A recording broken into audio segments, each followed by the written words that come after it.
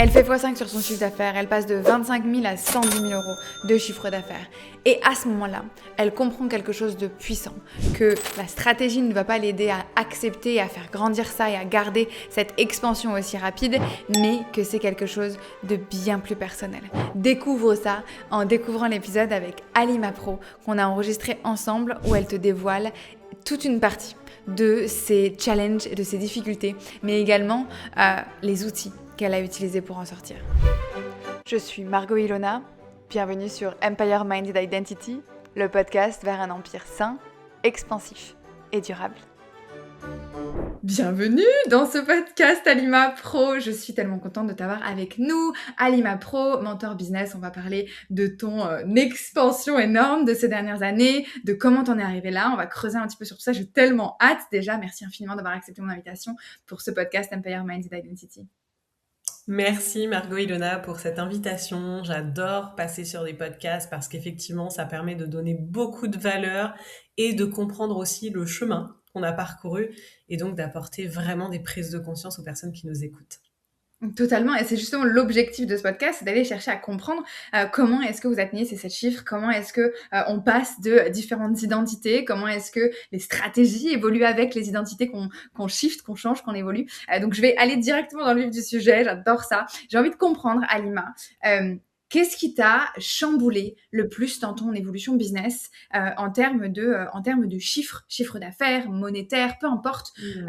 À quel moment est-ce que tu t'es dit, waouh, là j'ai une claque énorme? Est-ce que c'est un niveau de chiffre d'affaires? Est-ce que c'est parfois même juste quelque chose de petit qui t'a chamboulé et où tu t'es dit, là j'ai un vrai chiffre parce qu'en fait ce café a 10 balles, j'en suis contente, j'en sais rien. Mais est-ce qu'il y a un moment comme ça où tu as ressenti ce chiffre fort et impactant? C'est une bonne question et alors j'en ai eu plusieurs, mais le premier gros shift vraiment, ça a été quand j'ai fait 100K.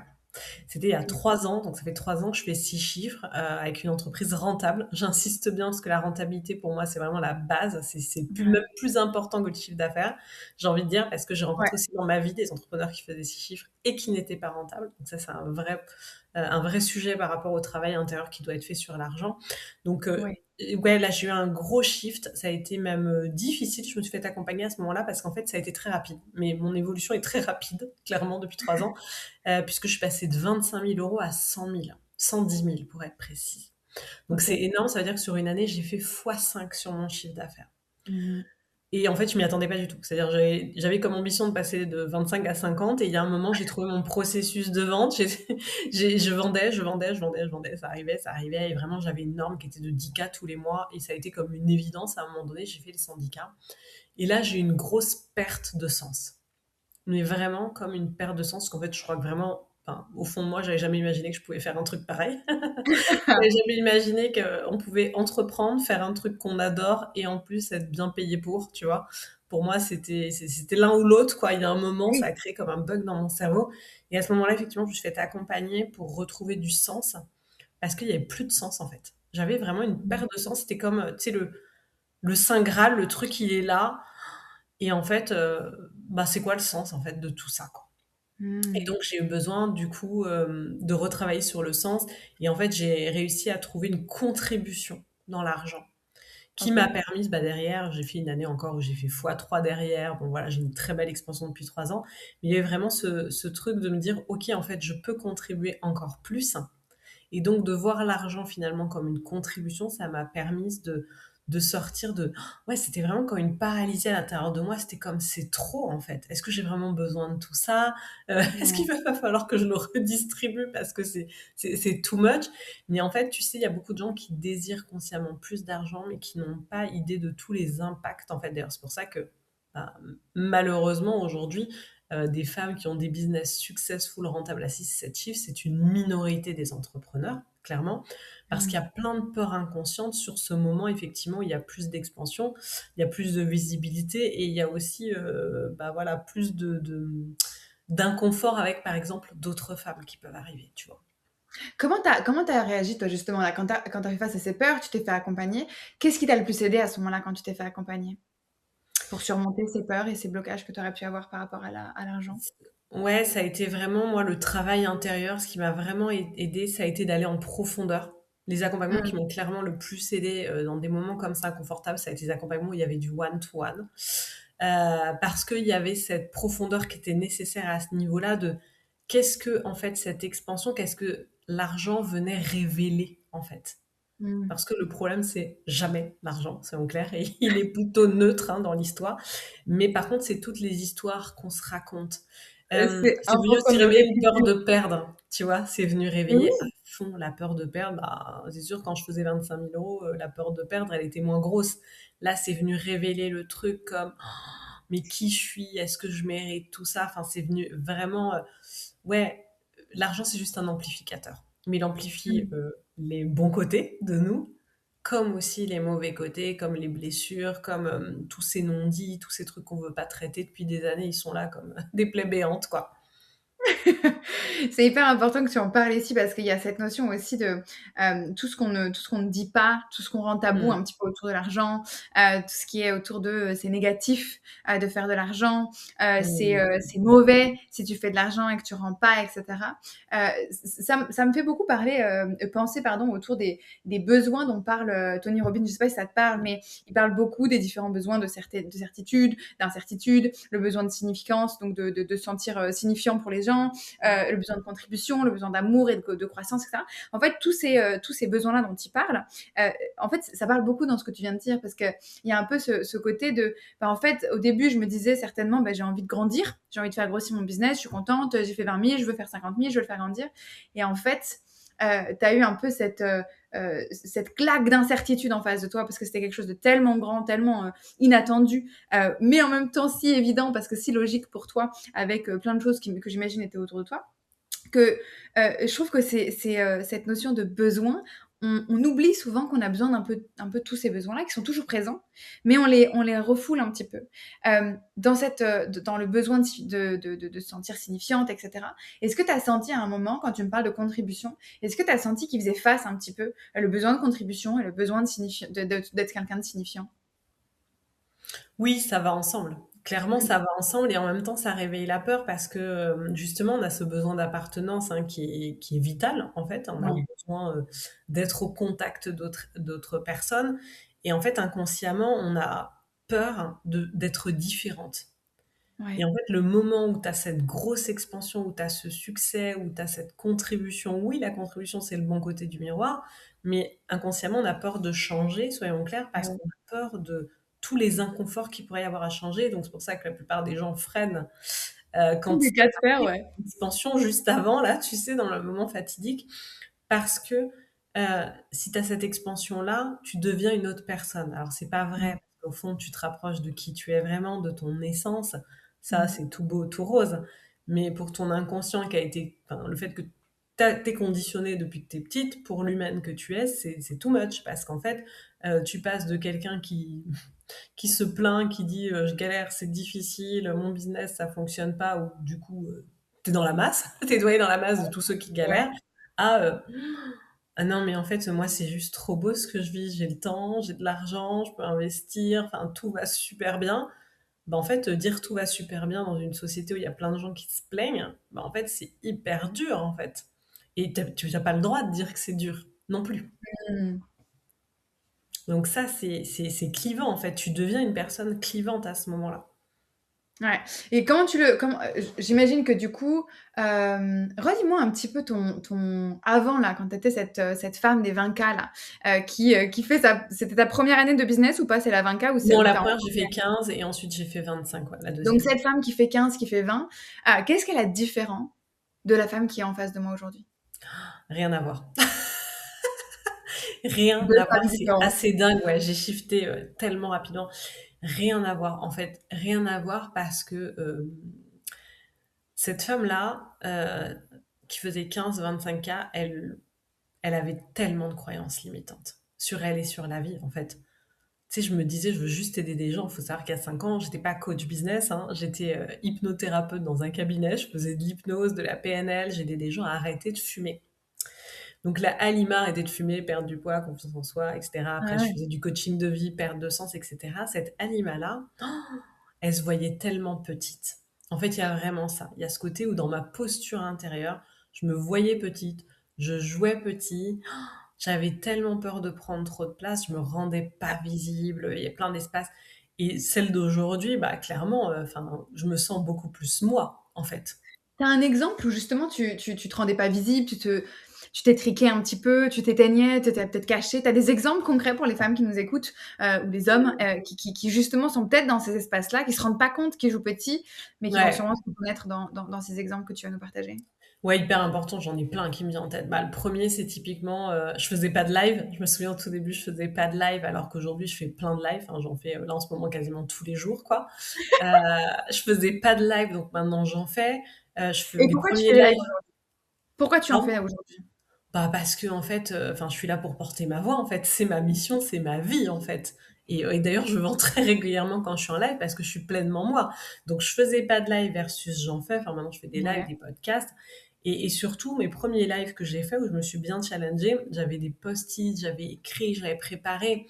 Et en fait, c'est ça mon mouvement Pay to Exist aujourd'hui, c'est que, bah, en fait, j'ai supprimé toute cette préparation. Je show up en tant que moi, je ne prépare rien du tout. Je ne veux même pas qu'on m'envoie des questions avant les interviews. Je suis complètement moi, je dis ce que je pense à dessein, j'y vais, je m'en fous de ça plaît pas. Et donc, ce qui a changé, c'est, tu vois, je suis beaucoup plus moi. Ouais. Et le deuxième exemple qui me vient, c'est depuis 1 an et demi, je me rends ultra visible aussi à des conférences. Donc, je vais à des conférences en présentiel. L'année dernière, j'ai été à 3 conférences et j'ai été à une retraite. Donc ça, c'est aussi un gros shift identitaire, là où il y a plein de femmes qui vont se trouver des excuses. Il y a encore la semaine dernière, je fais une conférence à Bordeaux, là, au mois de juin, et il y a une personne qui me dit, ouais, mais c'est trop loin, j'habite Paris. Et en fait, moi, je la vois se trouver des excuses. J'habite Paris. Non, mais j'ai une cliente qui vient du Togo. Elle prend l'avion pour venir à la conférence. Exact. Eh J'ai une oui. cliente qui vient de Montréal. Elle va faire les 7 heures de vol, elle va venir, elle a loué. J'en ai une qui vient de Belgique, de Luxembourg.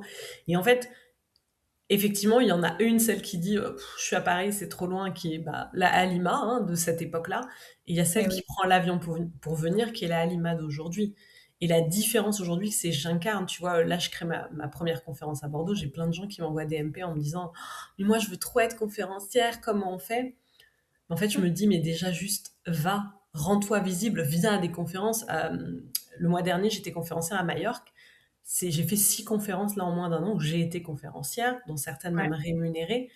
Bah, clairement, j'ai pas envoyé des MP aux gens en disant est-ce que je peux être conférencière à ta conférence? Non, j'ai incarné en fait. Je suis allée moi-même à des conférences où j'ai porté ma voix. J'ai dit moi, voilà mon message, voilà ce que je porte.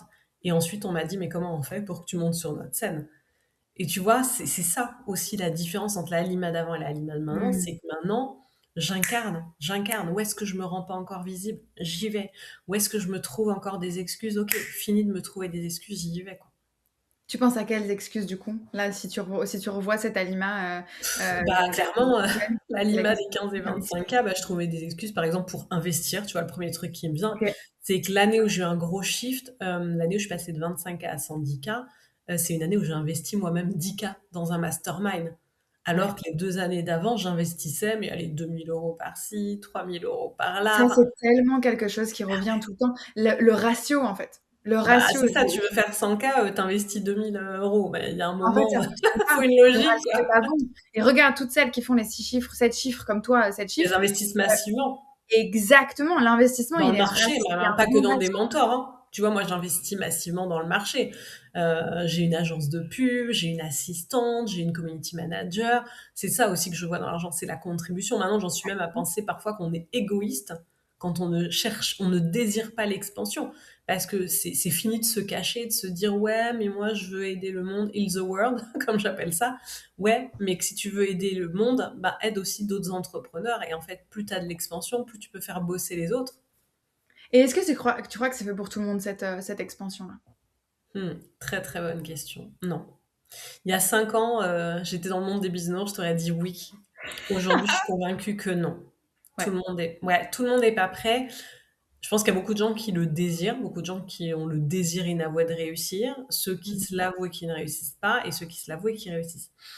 En fait, pourquoi tout le monde n'est pas prêt? Parce que c'est vrai que ça demande aussi un sacré courage, ça demande de traverser des inconforts, on va pas se mentir, on est là pour tout se dire, il y a Ouais. des inconforts dans la réussite Et ce que je vois aussi, c'est qu'il y a des personnes qui ne veulent pas les inconforts, ils veulent juste le côté confortable de des clientes avec qui tu t'éclates, l'argent, le succès, vivre ta best life, mais ils veulent pas le Instagram, quoi, la version ah, c'est Instagram. ça, avec Instagram. Et encore, moi, je fais partie de celles, voilà, qui régulièrement, quand j'ai de grosses périodes d'inconfort, je le partage pour montrer que, à un moment donné, si t'es pas là où t'aimerais en être, c'est aussi peut-être que t'acceptes pas de traverser certains inconforts que la vie t'envoie. C'est ce que tu as vécu d'ailleurs, t'en parlais dans un de tes lives dernièrement Oui. sur cette conférence, qui a été un Ah grand non, mais moment compliqué. d'expansion et un moment compliqué également. Tu vas en parler? De Ouais, justement avec joie. ces moments d'expansion qui vont avec des grands moments d'inconfort que Ah tu oui. dois traverser et pour lesquels tu dois prendre des décisions fortes. Ouais, c'est des décisions fortes et puis c'est aussi une histoire d'alignement. La vie, c'est assez dingue. Donc ça, c'est un bon exemple parmi tant d'autres de mes inconforts. Mais clairement, il y a un an, donc j'ai décidé de créer cette conférence et à ce moment-là, une amie entrepreneur m'a dit, moi aussi, j'ai envie de monter une conférence à Bordeaux et si on le faisait à deux, etc. Et entre-temps, j'ai décidé d'aller vivre à l'île Maurice. Donc on sera à l'île Maurice dans 2 mois, définitivement. Mais ça s'est fait après. Et donc, Ok. du coup, on se retrouve là à partir vivre là-bas dans 2 mois, la conférence dans 1 mois et demi, tout qui arrive en même temps, une retraite au Cap Ferret avec mes clientes, un business en expansion. Et je me retrouve avec tout ça en me disant, oh, mais comment je vais faire? Mais bon, je vais y arriver, mais comment je vais faire? Il y a quand même beaucoup de trucs. Et déjà, on était deux à gérer. Et donc, en fait, la personne avec qui je faisais la conférence, moins de 2 mois avant, me dit, moi, je me sens plus alignée, je veux tout arrêter. Ouais. Donc là, tu te dis, what? Waouh. So what?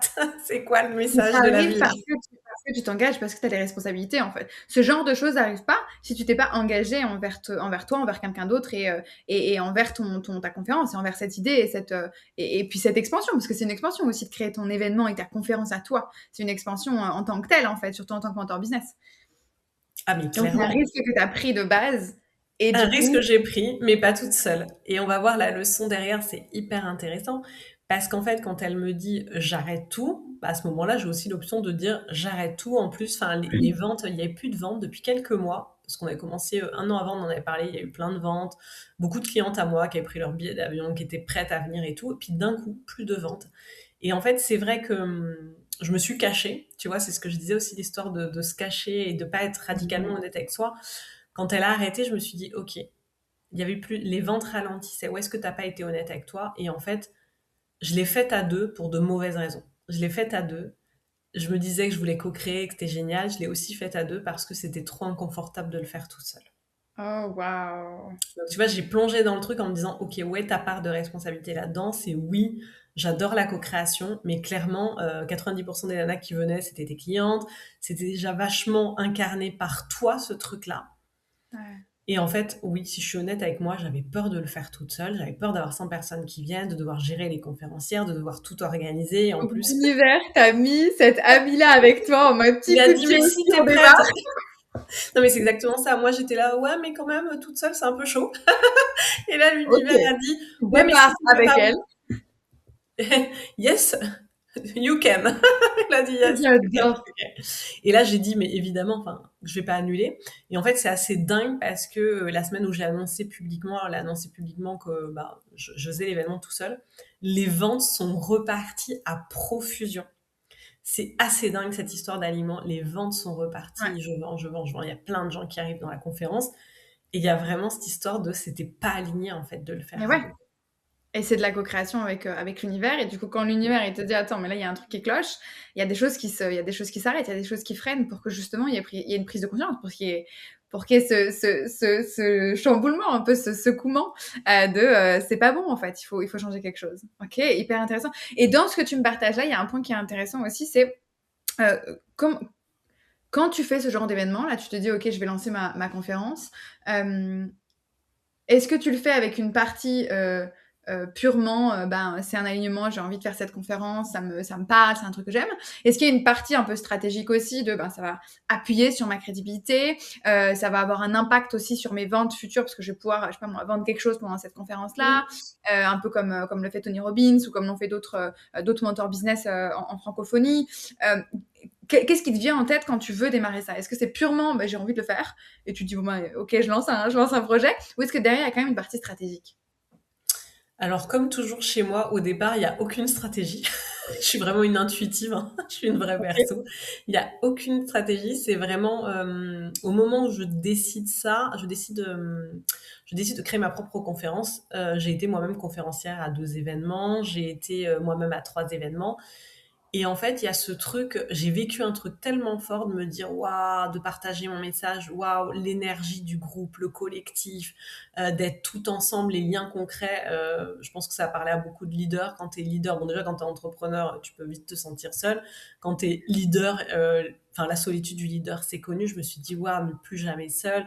Enfin, ce sentiment, cette énergie, c'est trop dingue. Je veux voir mes clientes.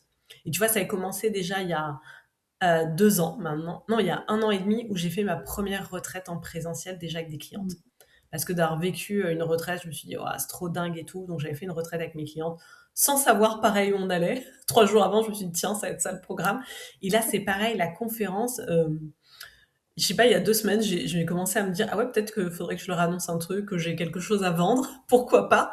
Mais vraiment, il y avait pas de stratégie de: «Je vais vendre quoi que ce soit». Il y avait vraiment d'ailleurs et l'intention, c'est ce qui s'est manifesté dans la matière, c'est que j'ai au départ, enfin 100 des achats, c'était des clientes à moi, quoi.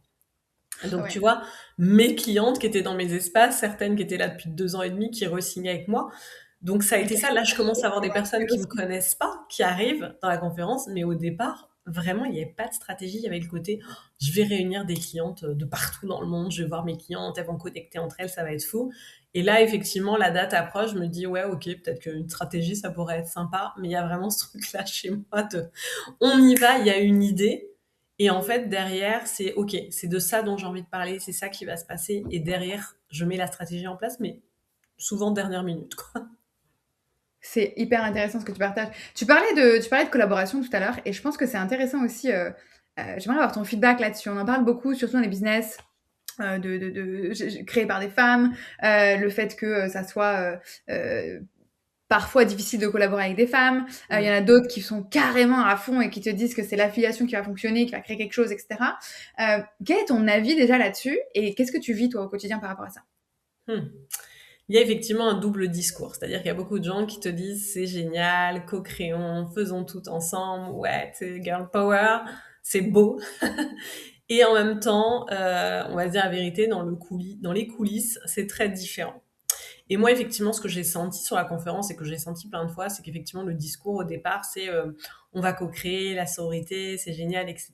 Et puis à un moment donné, il y a des vrais sujets d'argent, de business, Mmh. d'expansion.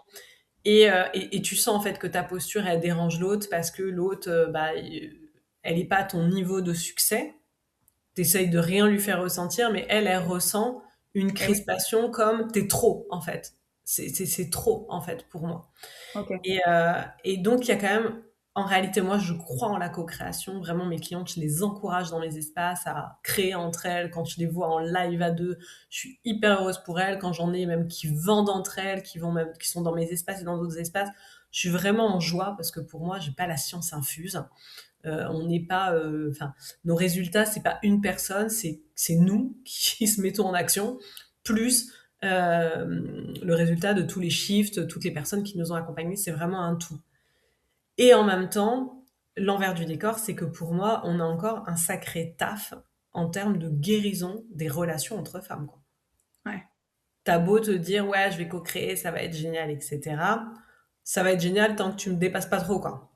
Et tu vois, Ouais. la semaine, j'étais à Majorque quand? C'était il y a 2 semaines, j'étais à Majorque. Il y a quand même 2 nanas qui m'ont dit: «Mais en fait, à un moment donné, tu m'as déclenché». J'en ai 2 qui m'ont dit ça. Et elles m'ont carrément dit, il y en a une, elle m'a dit: «Mais ouais, je t'ai détestée à un moment donné, c'était hyper dur, en fait, de voir tes résultats, la facilité avec laquelle, les 300 K, ils sont arrivés, enfin, ta vie et tout». Et en fait, j'ai adoré parce que c'est aussi comme ça qu'on va guérir le truc, c'est en disant: «Mais Ouais. en fait, il y a un moment, je t'ai détesté, je sais pourquoi je t'ai détesté, c'est pas toi, c'est ton succès versus mon non-succès et on avance et on s'aime et on continue». Mais t'en as tellement qui font ça dans le dos, en fait, Et parce que, ça, c'est bah, grave le problème. Ça alimente il est le là le problème et problème, les en fait, autres, c'est de pas se ça dire les le choses. Mmh. et c'est hyper intéressant. Et toi, est-ce que tu es sur cette notion de, l'affiliation? Tes clientes vont recommander à d'autres et vont du coup avoir un intérêt et cetera. Comment est-ce que tu le mets dans ton quotidien, dans ton business au quotidien, pardon? Ouais, ça c'est un truc que j'ai mis en place alors, depuis 5 ans et qui fonctionne. C'est un Ouais. système effectivement où et j'ai beaucoup de recommandations. Une cliente qui vient de la part d'une cliente, parfois il y a un cadeau spécifique, parfois il y a de l'argent. Enfin, quand c'est une cliente à moi, il y a de l'argent. Parfois j'organise, j'ai fait des lancements où il y avait effectivement un système d'affiliation, on pouvait gagner quelque chose. Donc oui, je le fais et en même temps, c'est OK pour moi qu'il y ait des clients qui jouent pas le jeu. C'est-à-dire que j'insiste pas là-dessus, je dis: «Celles qui sont prêtes, vous le faites». Ça va vous aider à vous libérer quand même de la peur de la concurrence. Moi, le jour où je l'ai fait, ça m'a libéré de ce truc-là de fou. Ça m'a trigger. Et après, je me suis dit, OK, en fait, tout est juste. J'ai vendu pour elle, j'ai vendu pour moi et tout va bien. Et en OK. même temps, s'il y a des clientes qui le font pas, c'est OK pour moi parce que bah, peut-être qu'elles sont encore bancales sur leur propre vente. Elles ont besoin aussi de trouver leur processus. Pour moi, il faut trouver le bon discours là-dessus. C'est bien et en même temps, c'est important que les gens se respectent là-dedans. On a tous un timing. Une OK. cliente qui a déjà, c'est compliqué pour elle de vendre dans sa posture, etc. Bah, en fait, qu'elle vende, enfin, qu'elle fasse pas de l'affiliation pour moi, c'est complètement OK, en fait. Il faut que la cliente aussi, elle soit alignée, elle soit solide dans sa posture. Moi, aujourd'hui, j'ai déjà vendu pour ma mentor, mon ancienne mentor, régulièrement, je fais des lancements avec elle. Je vends ses offres, il n'y a aucun souci, mais je vends massivement les miennes, si tu veux. Ouais. Donc, c'est Ouais, facile, en timing. fait. C'est hyper intéressant ce que tu partages. C'est qu'en fait, il y a dans les clients que tu as aujourd'hui, il y a des timings spécifiques pour Mm. chacune d'entre elles et du coup, il y en a certaines pour lesquelles l'affiliation est, intéressante et en fait, c'est fluide et il y en a pour lesquelles, en fait, ça serait pas intéressant pour elles, en fait. Ça Ouais, c'est viendrait pas OK. Enfin, c'est pas capitaliser. aligné. Elles ont peut-être encore effectivement cette peur de la concurrence et c'est OK. Enfin, il y a un timing, hein, moi aussi je l'ai eu.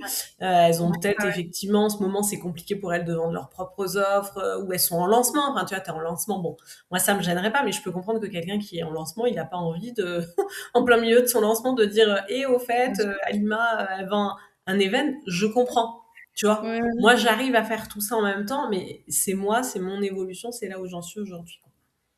ouais, c'est hyper pertinent.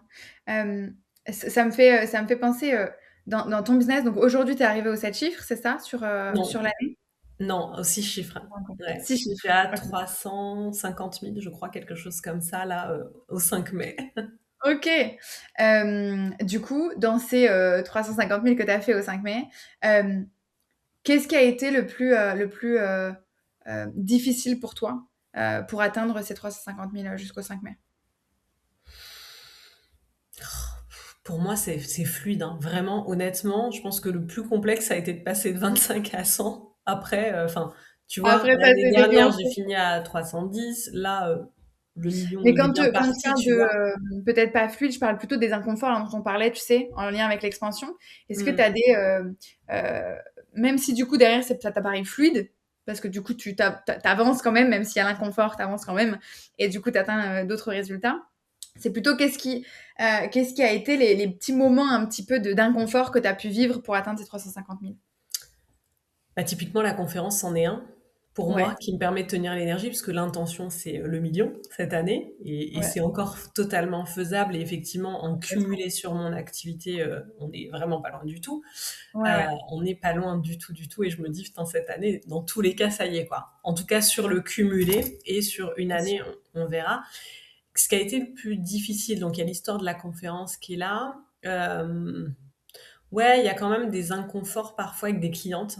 Ça, OK. forcément, parce que bah, sur un chiffre comme ça, tu as beaucoup plus de clientes que quand tu faisais 25K, hein, normal. Et complètement. Donc Ouais, ouais. j'ai effectivement des clientes parfois qui viennent me challenger. Alors, c'est un pourcentage infime, mais c'est jamais agréable, qui vont venir me challenger sur ma posture, sur le leadership. Voilà, qui vont aller Mmh. parfois peut-être se mettre en posture de victime ou aller chercher le cadre, les règles, les limites. Ça, c'est ce que j'observe beaucoup aussi sur ces caps financiers-là. L'autre vient beaucoup chercher tes limites OK. et ta responsabilité, c'est normal. Hein, qui dit norme élevée dit limite élevée. Donc, on vient beaucoup me chercher sur les limites. Qu'est-ce qui a pas été simple? Ouais, j'ai arrêté avec ma bras droit en fin d'année dernière. Ça, OK. je suis convaincue aussi que mon expansion, elle est liée à ça. C'est arrêter un contrat qui te convient plus, mais où il y a quand même de l'affect, mais ça me convenait plus sur le côté, bon, en fait, sur aujourd'hui, la manière dont je vois le business, la posture que j'ai, le contrat ne me convenait pas. Donc, ça a été difficile d'arrêter et en même temps, c'est un inconfort qui était nécessaire. C'est hyper intéressant dans ce que tu partages parce que je sais qu'il y a un gros frein des femmes qui grandissent et quand il y a des expansions rapides comme ça, c'est le frein de trouver les personnes autour de toi pour t'accompagner parce qu'on le sait, on peut pas tout faire. Il y a plein de choses qu'on peut automatiser, ok. Alors avec l'intelligence artificielle, bien évidemment, il y a de plus en plus de choses dans lesquelles on n'a pas besoin d'avoir quelqu'un. Ok, mais il y a quand même encore beaucoup de choses sur lesquelles on a besoin d'avoir quelqu'un et de déléguer à quelqu'un, un humain, vraiment un humain et quelqu'un avec qui on peut échanger et avoir un retour à un cerveau humain. Euh, et on a cette difficulté de trouver cette perle, de trouver cette personne-là. Tu m'as dit que tu Mmh. étais intuitive. Est-ce que c'est la même chose ici pour savoir comment tu trouves ces personnes-là? Est-ce que c'est vraiment de manière intuitive? Est-ce que tu vas quand même chercher et ensuite tu vas choisir de manière intuitive? Comment tu fonctionnes justement? Comment tu as fonctionné pour trouver cette bras droit-là et comment tu fonctionnes aujourd'hui si tu voulais en trouver une autre ou si tu en as trouvé une autre? Alors moi, c'est vrai que je fonctionne avec la vie, c'est-à-dire je fais confiance à la vie. À un moment donné, cette personne-là, je la côtoyais et c'était comme une évidence, tu vois, de me Ok. dire, OK, il y a un match, je la vois bien dans mon équipe, elle a été ma cliente, ça s'est fait naturellement. Et en fait, bon, bah, quand ça s'est terminé, ça a été, à un moment donné, j'ai mis une annonce là pour dire que je cherchais une community manager et en fait, j'ai Ok. mis 2 annonces. J'ai eu 2 entretiens, ça l'a pas fait. Il y a une nana qui m'a écrit en MP en me disant, «Si tu désires avoir une CM», enfin bon, je sais plus le message comment il était fait. Bah, pour moi, c'était une évidence que c'était elle parce qu'elle est venue à moi. Hmm. Donc il y a vraiment ce côté où pour moi, il y a pas de hasard, il y a que des rencontres. Ouais. Donc, tu vois, j'étais effectivement, pour moi, j'ai envoyé ma demande quelque part à l'univers quand j'ai fait mes 2 stories. Je fais que 2 stories en disant, voilà, je veux quelqu'un de professionnel, de rigoureux, spirituel, etc. Et après, j'en ai pas reparlé et cette personne-là, elle est arrivée, je crois, ouais, 2 ou 3 semaines après, dans Ça mes reste DM. intéressant parce que dans ce que tu dis, il y a quand même une idée de t'avais une manière claire quand même de savoir ce que tu Oui, voulais. bien Et sûr. là, ça résonne beaucoup avec j'ai fait ma monde à l'univers, ok, elle a fumé un, tu vois. Non, c'est je suis claire, je sais ce que je Oui, veux, c'est fluide. Et du coup, comme elle arrive, ça paraît évident parce qu'en fait, elle rentre dans mes critères en fait que j'avais déjà. C'est pas j'ai besoin d'une CM, venez et je prends la première CM qui tombe parce qu'en vrai, t'en as plein dans ce cas-là, tu pourras en avoir plein d'autres, tu vois. Donc c'est vraiment je suis claire sur ma demande. Et en fait, là, je fais la demande à l'univers parce que je suis claire et la notion de manifestation et clarté, elle est toujours hyper liée. Arrêtez de penser que vous pouvez manifester quelque chose qui n'est pas clair, c'est faux. Vous c'est avez vrai, d'abord tout à besoin fait, tu as de raison, ouais. Mm. clarté sur ça. Et donc là, tu vois, tu nous prouves exactement par Ah cette oui, histoire. c'était hyper clair. Par contre, ce qui est important aussi dans le processus, c'est le lâcher prise. Ouais. C'est-à-dire que moi, je suis hyper claire, hyper intentionnelle. Mais tu vois qu'à ce moment où je lâche prise sur, bah moi, voilà, j'ai écrit des stories, j'en ai parlé autour de moi, maintenant, voilà, ça C'est viendra quand ça attention. viendra.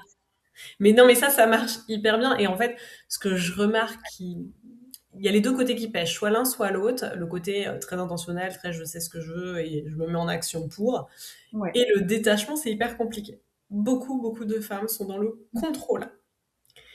Et donc, ce côté contrôlant, de contrôler son image, que les autres vont penser de nous, le chiffre qui rentre dans mes espaces, de vouloir tout contrôler, bah en fait, ça freine Ouais. clairement le fait que ça vienne. Tu vois, si j'avais voulu contrôler tout le temps, mettre des stories tous les jours, faire passer des entretiens, des machins, être sûr que c'est la bonne personne, valider et tout, t'es plus dans l'intuition, t'es plus dans le lâcher prise, et finalement, c'est là où ça va être compliqué, quoi.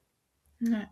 Justement, ça résonne beaucoup. J'accompagne beaucoup pour la partie premium et donc de créer un univers premium, etc. Et Mm. très souvent, il y a ce problème de contrôle hein, qui revient. Ah oui, non mais C'est-à-dire que je veux que mon extrêmement. site Ouais, il soit parfait, je veux que quand je dis quelque chose, ça soit exactement ce que j'ai envie qu'on voit et ouais. que chaque mot soit bien. En fait, non. Parce que du coup, là, tu es complètement en train de perdre ton unicité et ta différenciation et ce qui fait qu'on va t'acheter premium et qu'on va t'acheter en high ticket, en fait. Et justement, Ah mais j'aimerais parler clairement. du high ticket avec toi. Ah J'aimerais ben moi, c'est mon sujet de prédilection. 20 ans exactement, sur je du sais que tu en premium. parles et j'ai envie d'en savoir un petit peu plus sur ta manière de voir les choses. J'ai Mm. envie d'en parler de manière un peu de ton expérience, de ton terrain à toi, de ta vie à toi, comment ça s'est passé. Déjà, à quel moment est-ce que tu as fait ta première offre high ticket? Parce que tu es passé d'hypnothérapeute à aujourd'hui la Alima qui aujourd'hui qui fait du high ticket tout le temps depuis le début, plein de high ticket depuis de début d'année. Quelle est la première fois où tu t'es dit ça y est, je suis capable de vendre high ticket? Et avec quelle offre? Ouais, je pense qu'il faut remettre du contexte quand même parce que notre histoire, elle joue beaucoup aussi sur qui on est aujourd'hui. Moi, il faut savoir que le premium, ça fait très longtemps que je suis dans le premium parce qu'en fait, j'ai 20 ans d'expérience dans la vente. Et en fait, j'ai commencé en tant que banquière Et déjà, quand j'étais banquière, j'avais des clients patrimoniaux qui étaient millionnaires. Donc déjà, pour moi, j'étais dans ce premium-là. Très vite, je suis accompagnée des clients à placer des millions en banque sur des comptes à terme, etc. Ouais. Mes derniers postes de commercial, j'étais responsable commercial grand compte et je signais des contrats à 6 chiffres. Voilà, j'ai déjà signé des contrats à 150 000 euros avec des PDG, des directeurs des achats, directeurs financiers, tout le monde autour de la table. Je vendais du cloud en plus, enfin, des nouvelles technologies, des technologies de pointe. Et je mettais par exemple en réseau, je vais pas donner les noms, mais voilà, des entreprises connues au CAC 40. Ouais, Donc le premium, c'est déjà ma vibe, si tu veux. Enfin, j'ai 20 ans d'expérience dans le bien premium. sûr. Donc, qu'est-ce qui fait que j'ai commencé? C'est important ce contexte-là. Qu'est-ce qui fait que j'ai commencé avec des séances à 50 euros? C'est que quand il s'agit de te vendre toi, c'est déjà plus compliqué. Voilà tout le problème. Oui. Et qu'en plus, autour de moi, j'avais plein d'hypnothérapeutes qui étaient à 50 euros. Et encore une fois, c'est pas évident d'être la seule. J'ai fini par l'être, mais la seule à Ton 90 au milieu des nanas qui sont à 50 euros et ton en mode cerveau Mère fonctionne. Teresa. Mais oui, parce que ton cerveau fonctionne en mode relatif, en fait. Il est pas en absolu. Il se dit pas, moi, je suis celle à 90. En fait, il se dit, moi, je suis celle à 90, là où les autres sont à 50. Il fonctionne en relatif. Il va toujours regarder ce qu'il y a autour pour se dire, OK, est-ce que c'est bon ou c'est pas bon? Et c'est un vrai problème quand on est entouré, en effet, de un peu toujours les mêmes personnes. Mais ce qui Entourée a de été femmes. un point positif quand tu étais entouré de milliardaires ou millionnaires C'est ça. qui Ah bah passaient et clairement, tout. c'était génial. En fait, c'était la totale parce que moi, quand j'étais responsable commercial grand compte, j'étais qu'avec des hommes parce que j'avais un gros secteur et donc les hommes ont aucun mal, aucun problème pour vendre et du premium encore moins. Quand j'allais en clientèle, bah, j'étais la seule femme au milieu des hommes. Et puis voilà, j'ai bossé chez Orange, EDF, dans des très grosses boîtes prestigieuses. Bon, quand t'arrives avec ton offre à 150 000 euros, enfin, moi j'étais hyper alignée avec le truc, tu vois. Et donc, j'ai Naturel. débuté en tant qu'hypnothérapeute avec mes séances à 50 euros, mon salaire à 1 500 à la fin du mois, non, ça le faisait pas. Surtout mon dernier poste, voilà, j'étais chef de projet, pareil, je gérais des projets internationaux avec des équipes. Donc, j'ai vraiment, ouais, je me suis fait toute petite, hein, c'est assez dingue, hein, mon histoire quand même, parce que Ouais, ouais. dans l'entreprise, j'avais quand même une très belle évolution de cadre. Et quand j'ai commencé, bah, en fait, d'être entourée de femmes, de thérapeutes, je débute, c'est la première fois que je suis hypnothérapeute. Non, mais mes premières séances, je n'osais même pas faire payer. Donc, comment je suis passée de 50 euros à effectivement aujourd'hui mon plus gros accompagnement, il est à 15 000 euros et je le vends régulièrement. Donc, c'est quand même un énorme gap. J'accompagne des dirigeantes. L'année dernière, j'ai accompagné une dirigeante qui a fait le million. Donc, voilà, aujourd'hui, j'accompagne vraiment l'entrepreneur débutante à l'entrepreneur très, très avancé, la dirigeante multi-entrepreneur. Et Ouais. donc, qu'est-ce qui s'est passé? Le plus gros shift que j'ai eu pour parler de shift, parce qu'il y en a eu plein, c'est justement l'année où j'ai investi 10K, moi, dans un mastermind. Donc, en fait, OK. cette nana-là, elle avait été comme moi, commerciale à haut niveau, etc. Et en fait, son discours me parlait de fou. J'avais investi plein de fois 2000, 3000, enfin, voilà, dans des espaces. Et en fait, j'y allais pas all-in. J'avais toujours pas les résultats de mes rêves. Je pense que je gagnais 1500 à peu près à cette époque-là. Bah, voilà, l'année où j'ai investi chez elle quand je faisais 25K. Donc, voilà, j'oscillais entre 1005, 2000, machin. Et en fait, son discours me parlait de fou. Les 10K, ça me challengeait de fou. Parce que j'avais mis toute mon épargne dans des formations, hein, puisque syndrome de l'imposteur oblige, tu Bien passes ta vie à te sûr. former. Hein. Je vais pas te faire la liste des outils, mais il y en a la moitié qui ne me servent pas aujourd'hui. Donc, je passais ma vie à investir dans des formations, il me restait zéro. Et je me souviens, mon mari m'a dit, non, mais tu vas pas encore investir. Ça ne marche pas, t'as pas de résultat. Top, Et là, je frêle. me suis dit, non mais là, c'est fou ce que j'ai fait, le saut dans le vide de dingue, j'avais plus d'épargne. Les mensualités, c'était 900 euros. Et en fait, enfin, j'avais tout l'argent quasiment dans mon cabinet qui partait dedans. Et je me suis dit, OK, si ça fonctionne pas, donc ça a été mon plus gros shift, je me suis dit, si ça ne fonctionne pas, tu retourneras bosser. Tu seras nouveau commercial, etc. Et le fait de moins investir 10K Ah. et de me Et dire, le en fait, détachement. Et le hein? détachement. Le Ah non, mais le détachement, détachement et ma autodétachement. confiance Mais en fait, en c'est pas ce que je capacité à... mais ouais, ce que je veux, c'est d'avoir les 10 gars, en fait. Parce que si je continue comme ça, c'est pas ce que je veux. Donc le C'est ça. détachement de je suis collée à cette identité-là, en fait. Waouh, puissant. Et ça a été ouf parce que je les avais pas. En plus, si tu veux, c'est vraiment le saut dans le vide parce que j'avais pas. Enfin, je savais pas comment j'allais le payer le mois d'après, quoi. Donc, c'était vraiment la foi de chez foi. Et là, en fait, c'est devenu. Enfin, je me suis passée en mode, j'ai plus le choix. Le succès, c'est maintenant. Tu vois, maintenant, quoi. Qu'est-ce qui change quand là, tu dis: «J'étais pas all-in avant dans ces autres programmes», qu'est-ce qui a changé là? Est-ce que tu arrives à l'expliquer? Qu'est-ce qui a changé que tu as été all-in? Est-ce que c'est peut-être que tu vas me dire: «C'est que je me suis dit: "Ben, au pire, je serai salariée" Non. et en fait, j'en voulais pas et donc je me suis» c'était quoi? Ah non, mais le all-in, c'est la prise de risque. Soyons clairs, le all-in, c'est la prise de risque. C'est qu'à un moment donné, tu te dis, mais en fait, je mets 10K, j'ai confiance en moi, en mon business, je les ai pas. Je joue pas petit là, j'ai joué ultra grand en fait. Et j'avais Mmh. fait plusieurs investissements auparavant où j'avais pas les résultats financiers. Donc en fait, j'ai été vraiment all-in en mode j'y vais. Et donc quand je suis rentrée chez cette mentor là, très rapidement, je me suis dit bah en fait, bah elle parle de business, mais moi aussi je pourrais parler de business en fait. Je me suis rendu compte. À l'époque, j'ai accompagné en coaching de vie, hein.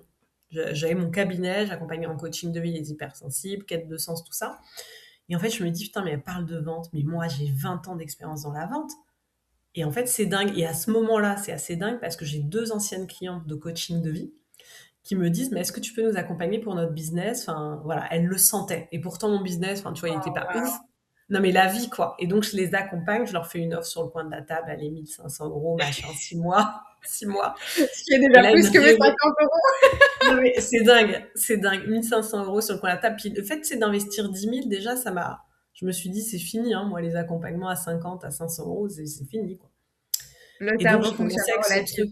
Mais oui, tu changes ta. En fait, la manière d'investir change ta relation à l'argent. Et donc, très vite, dans Exact. cet accompagnement, j'ai proposé à 1 500.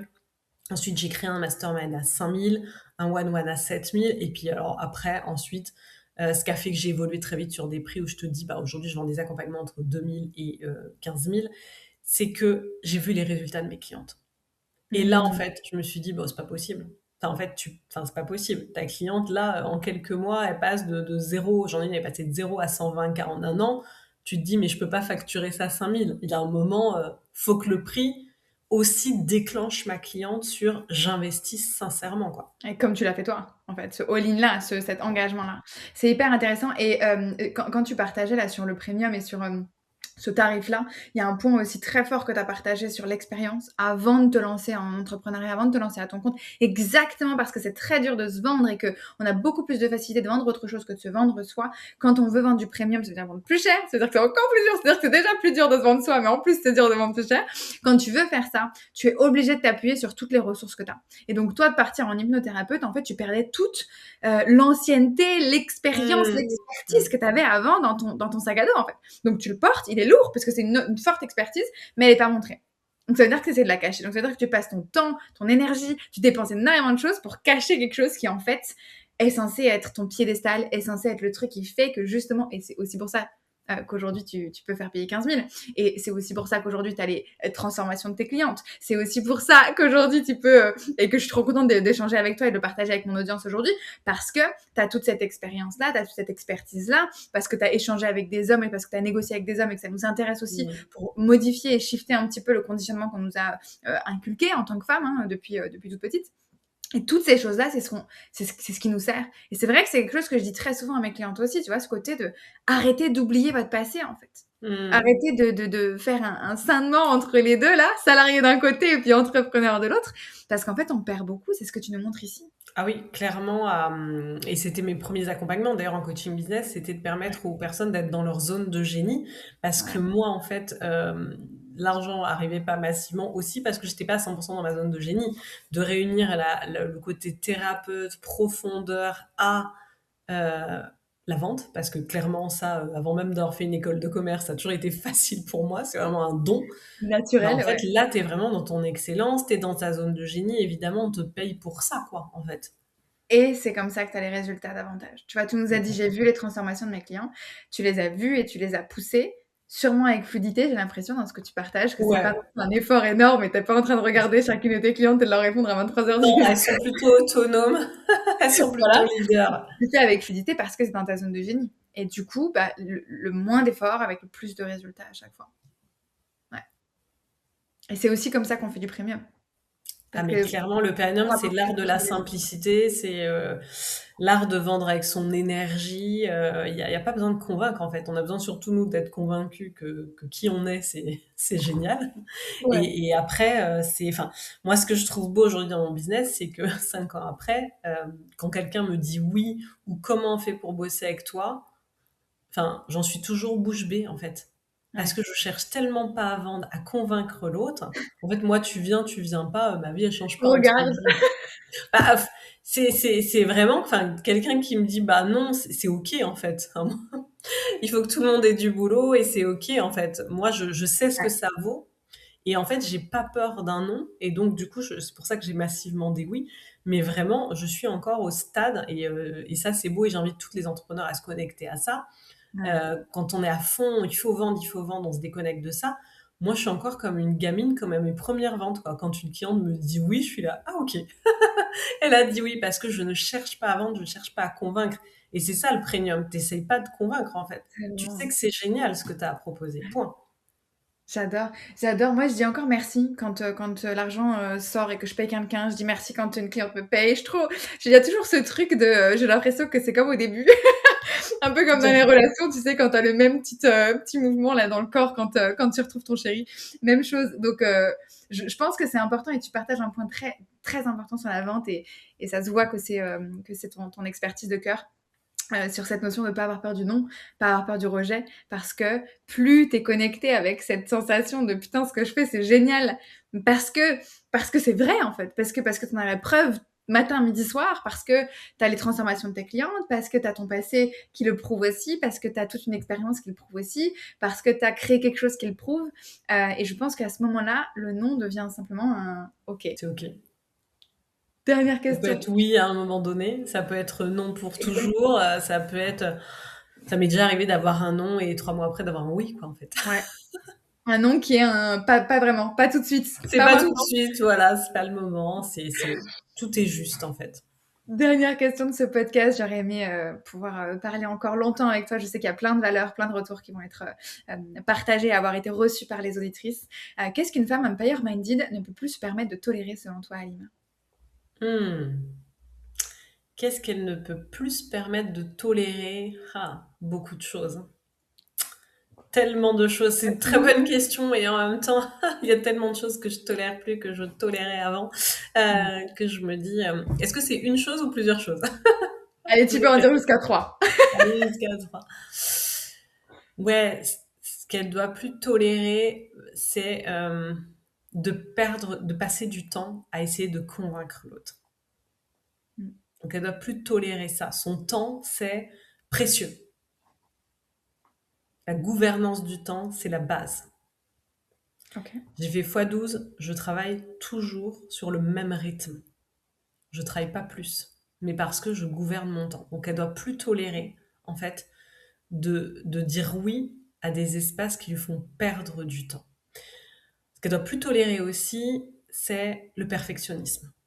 Mm. Tu l'as dit, on a cette vision commune du premium. Lundi, je faisais une masterclass sur le premium avec mes clientes et je leur disais le premium, c'est l'art de la simplicité. C'est pas, il n'y a pas de faute d'orthographe, c'est parfait, je suis toujours nickel, tout est toujours parfait. Non, là, lâcher en fait. Ça, c'est une Ouais. limite avec soi-même en fait. C'est lâcher effectivement euh, ce, euh, ouais, cette addiction qu'on peut avoir au perfectionnisme parce qu'on a eu des notes à l'école, parce qu'on nous a dit qu'il fallait, si on faisait pas ci, on Bien n'était sûr. pas parfaite. Donc ça, c'est clair qu'elle doit lâcher complètement le côté parfait. On ne Et la tolère plus le troisième, perfectionnisme. ah mais oui, c'est dingue ce truc-là. Et la troisième chose, on a droit à trois, la limite, ouais, parce qu'il y en a tellement. Ouais, on va parler de l'argent parce que c'est quand même un vrai sujet. C'est de se fixer des limites et de les respecter, en fait, par rapport à Ouais. l'argent. De se fixer des limites, ça va être, bah, je me fixe un prix, tant que personne me dit oui à ce prix-là, je reste là-dessus, en fait. Tant que j'ai pas atteint tel seuil de trésorerie, c'est pas négociable. Tu vois, on est négociable dans plein d'endroits. Et tu vois, je repense à ça, quand tu me disais, mais qu'est-ce qui a changé aussi entre 6 chiffres et avant 5 chiffres, bah, il y a aussi ça. Je suis beaucoup moins négociable dans ma posture par rapport à l'argent, en fait. Mm. Ce qui Et sort, là, ce je que mets de tu la conscience partages, c'est dessus, ce hyper qui puissant. rentre. Ah ouais, c'est Mm. hyper puissant parce que je pense que c'est, on ne se rend pas compte de plein de choses sur lesquelles on négocie. Ah oui, tout le temps. On n'a pas Tout le temps. conscience. Mm, mm. Là, c'est important de le reconscientiser ici. Merci infiniment. C'était un plaisir de t'avoir aujourd'hui dans le podcast. Je suis persuadée qu'on rééchangera. Il y aura peut-être un autre épisode, il y aura peut-être d'autres retours. En tout cas, je suis ravie de t'avoir vu ici. Merci infiniment pour toute la valeur que tu as partagée. Vous pouvez la retrouver sur ses réseaux, donc sur Instagram, j'imagine, Alima. Oui, tout à fait. Sur Sur mon Instagram, compte qui sera Être mis épanoui. Exactement, être épanoui. Je vous remettrai le lien de toute façon directement sur la bio de l'épisode ou sur la description de la vidéo YouTube. Merci infiniment pour tous ceux qui nous écoutent. On se retrouve la semaine prochaine pour le prochain épisode. Merci beaucoup à toi. Je suis Margot Ilona. Bienvenue sur Empire Minded Identity, le podcast vers un empire sain, expansif et durable.